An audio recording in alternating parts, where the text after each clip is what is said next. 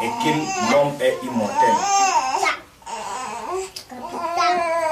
Mais le plus grand danger que nous chrétiens nous courons aujourd'hui est que nous vivons dans le monde. Nous sommes dans le monde. Et que chaque jour nous côtoyons le monde. Et que nous sommes influencés par le monde. Tous les jours. C'est pourquoi il nous est important de connaître ces choses afin de savoir que si nous affrontons le monde sans Jésus-Christ, nous allons tomber. Parce que tout ce qui régit le monde est en train de cette philosophie.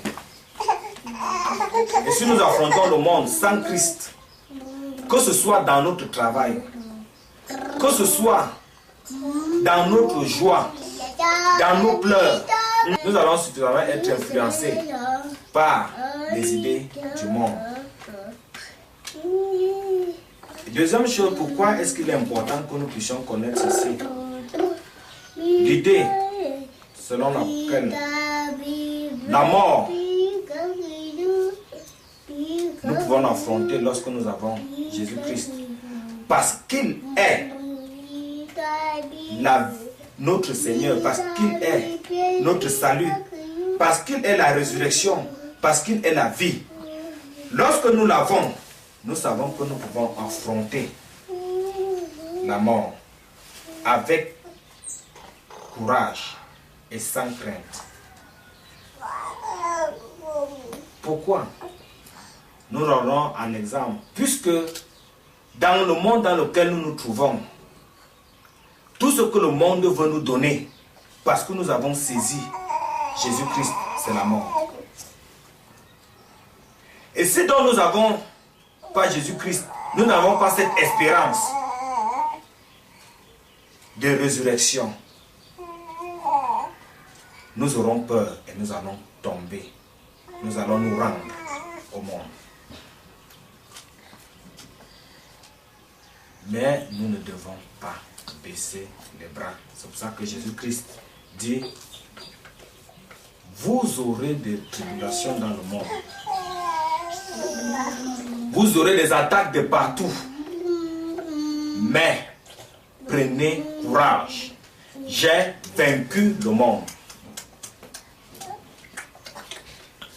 C'est pour ça qu'on va comprendre quand Étienne va lever les yeux en chantant des cantiques alors qu'on est en train de le lapider.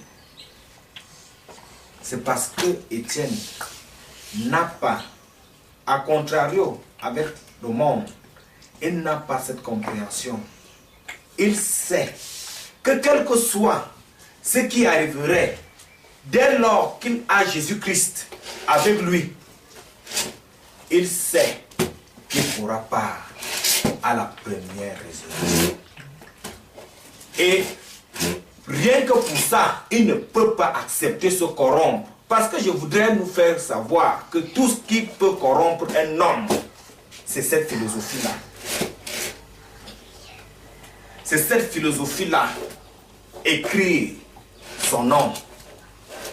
Parce que il savait que quand tu as réussi à écrire ton nom dans cette vie, il savait que ça te donne des galons pour la vue future ou la vue après le passage de la mort chez les mondains. Mais Christ est le seul qui nous garantit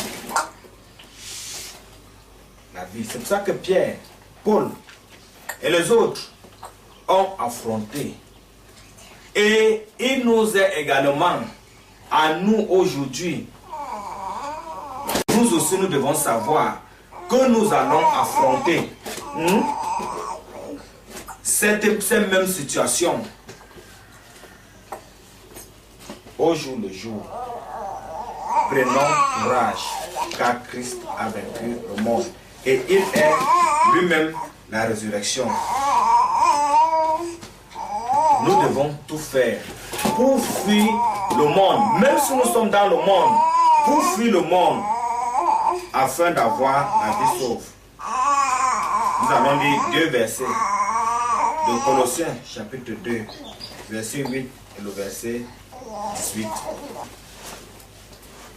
Prenez garde que personne ne fasse de vous sa proie par la philosophie et par une vaine tromperie, s'appuyant sur la tradition des hommes, sur le rudiment du monde et non sur Christ.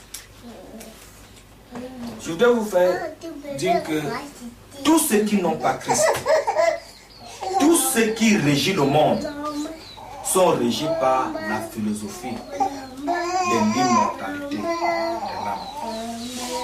C'est pour ça, et vous devez faire, on doit faire attention à leur philosophie. Toutes les traditions des hommes, tout ce qui régit les traditions d'hommes, les coutumes, les règles de bienséance, tout ce qui, les us, tout ce qui régit aujourd'hui le monde est empreint par cette philosophie. Nous devons toujours nous poser la question, est-ce que Christ y est dans ce qui nous est demandé? C'est ce qui nous est dit ici. Non sur Christ. Sur les rudiments du monde et non sur Christ. Et au verset 18, qu'aucun homme, sous une apparence d'humilité et par un culte des anges, ne vous ravisse à son gré le prix de la course, tandis qu'il s'abandonne à ses visions et qu'il est enflé d'un vain orgueil par ses pensées charnelles. Le risque est lourd parce que quotidiennement, minute by minute, je parle comme ça, surtout de moi qui est tous les jours dans le registre des affaires, tous les gens sont là, ça monte, ça descend, ça monte, ça descend, on prend ici, on met là-bas. Au point-ci, vraiment, je ne fais pas attention. Il est possible que je puisse me laisser entraîner. Je puisse me laisser entraîner. Et l'Éternel nous met en garde. Nous met en garde. Et nous fait savoir que ils font tout ça parce qu'ils ont une autre idée. Parce qu'ils croient aux mensonges. Aux grands mensonges. Aux vieux mensonges. Vous ne mourrez point. C'est pourquoi à cela l'Éternel a donné une réponse. Et cette même réponse, nous allons la lire, nous allons rentrer à Isaïe 28. La réponse que l'Éternel va donner à Israël, c'est la même réponse. Cette réponse qui court jusqu'à aujourd'hui. Nous sommes dans Isaïe 28. À partir du verset 16. C'est pourquoi ainsi parle le Seigneur, l'Éternel. Voici, j'ai mis pour fondement en Sion une pierre éprouvée, une pierre angulaire, de prix solidement posée. Celui qui la prendra pour appui n'aura point hâte de fuir. Verset 17. Je ferai de la droiture une règle et de la justice un niveau. Et la graine emportera le refuge de la fausseté. Et les eaux inonderont l'abri du mensonge. Votre alliance avec la mort sera détruite. Votre pacte avec le séjour des morts ne subsistera pas. Quand le fleuve débordé passera, vous serez par lui foulé aux pieds. L'Éternel n'a pas posé deux fondements. Il n'a posé qu'un seul fondement. Le fondement que l'Éternel pose en Sion, c'est une pierre éprouvée, une pierre angulaire, une pierre éprouvée parce qu'elle a fait ses preuves. Une pierre éprouvée parce qu'elle a fait ses preuves. Une pierre angulaire parce que c'est elle qui soutient tout, qui est la base. Solidement posée, celui qui la prendra pour appui n'aura point hâte. Quelqu'un se posait la question, cette pierre, l'a répondu. La pierre qu'ont rejeté les bâtisseurs est devenue la principale de base. Cette pierre, c'est Jésus-Christ que vous avez crucifié. La pierre, le fondement posé, c'est Jésus-Christ, sur laquelle si nous nous appuyons, nous n'aurons pas hâte de nous enfuir. En fait, Dieu revient, si nous nous appuyons en Jésus-Christ, nous n'aurons pas peur de quoi?